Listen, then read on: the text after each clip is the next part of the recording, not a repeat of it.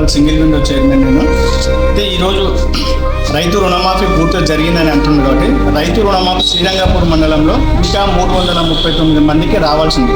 దాదాపుగా 2 కోట్ల నుంచి 2,50,00,000 రూపాయలు వస్తేనే మనం పూర్తిగా శ్రీరంగపూర్ మండల సొసైటీలో రుణమాఫీ జరిగినట్టు.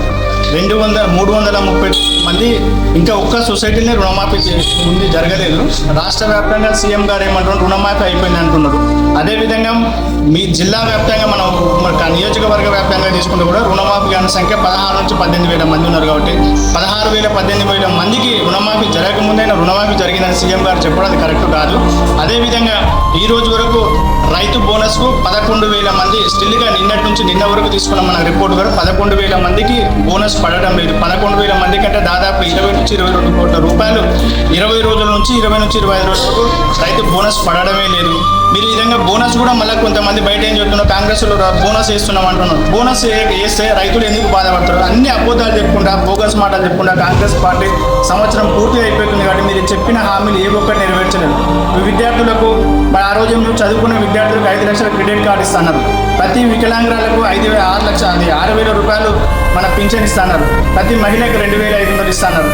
ఏది ఒక్కటి చెప్పినా కానీ మీరు ఈ రోజు వరకు అన్ని తప్పుడు మాటలు చెప్పి అబద్ధాల హామీలతో ఒక సంవత్సరం పూర్తి చేసుకున్నారు. కాబట్టి ఇంకనైనా మానుకొని బుద్ధి తెచ్చుకొని, ఎందుకంటే అధికారంలో రాకపోతే అన్ని అబద్ధాలు చెప్పి అధికారంలోకి వచ్చిన ప్రజలు మీకు పట్టం కట్టినాక అబద్ధాలు మానుకున్న రైతులకు పూర్తి స్థాయిలో న్యాయం చేయండి.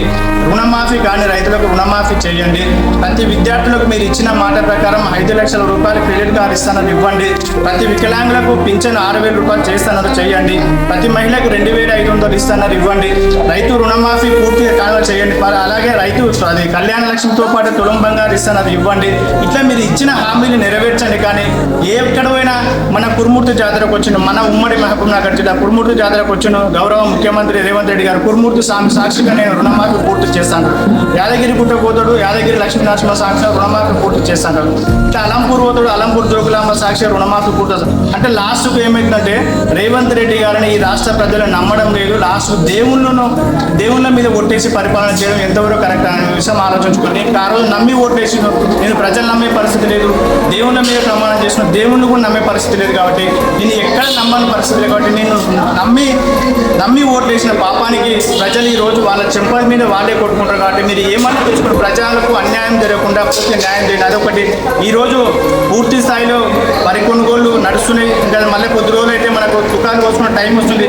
మీరు మీటింగ్ పెట్టి దుకాణాలకు నీళ్ళు ఎప్పటి నుంచి ఏ నెల నుంచి ఏ నెల వరకు ఇస్తారా ఇవ్వరా అనే ఆలోచన కూడా చేయండి. ఎందుకంటే మన దుకాణాలు కోసుకొని ఒడ్లు తీసుకుంటున్నారు, దుకాణాలు కోసుకున్న రైతులను నష్టపరచ చేయకుండా గతంలో టీఆర్ఎస్ పార్టీ ఉన్నా కూడా ప్రతిసారి రాష్ట్ర వ్యవసాయ శాఖ మంత్రి సింగిరెడ్డి నిరంజన్ రెడ్డి గారు దూరదృష్టి ఆలోచనతో ముందస్తు మీటింగ్ పెట్టి ఈ నెల నుంచి ఈ నెల వరకు నీళ్లు వస్తాయి, అంతవరకు దుకాణాలు కోసుకుంటూ రైతులకు లేదా ఆరుతోటి పంటలు పండించుకుంటూ పంటలు మార్పిడి చేసుకోవాలని దూరదృష్టి కలిగిన నేత సింగిరెడ్డి నిరంజన్ రెడ్డి గారు. కాబట్టి ఆ విధంగా ఈ రోజు వరకు మనకు ఐపీటీ మీటింగ్ పెట్టలేదు.